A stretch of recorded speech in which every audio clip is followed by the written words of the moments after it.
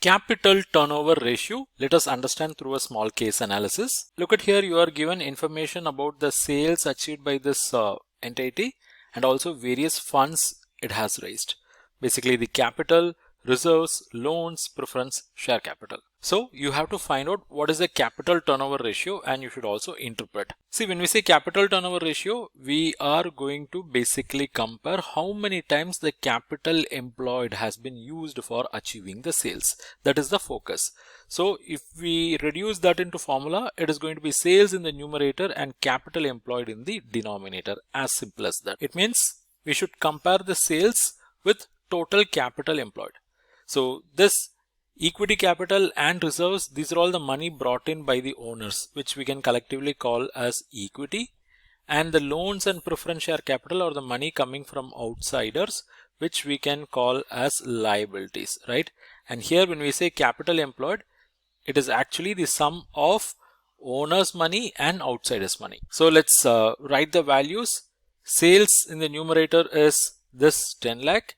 And capital employed in the denominator is sum of equity and outside liability, basically total capital employed. And when I say equity, it is this capital plus reserves and surplus, 1 lakh plus 25,000. So it makes 1,25,000.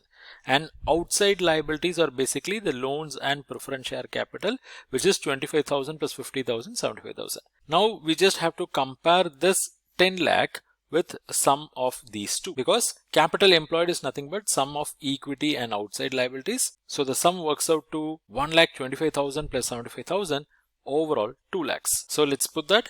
Capital turnover ratio is sales by capital employed. We know sales is equal to 10 lakh and capital employed is 2 lakh.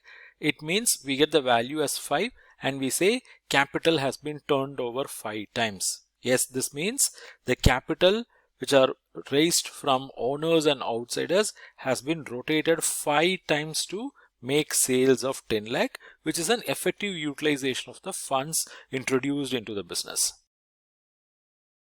And here we go, Credit and Financial Analysis Mastery course. It's a comprehensive pre-recorded online course that comes with 15 modules of video lectures, basically 70 plus hours of video contents, multiple ebooks and reading materials related to credit and financial analysis that will make up another 30 plus hours of content. So totally it is 100 plus hours of learning resources. Then you will also get access to a private community in Telegram for clarifying your doubts in credit and financial domain. Then you also have the flexibility to choose 1-year subscription or lifetime subscription depending upon your learning goals.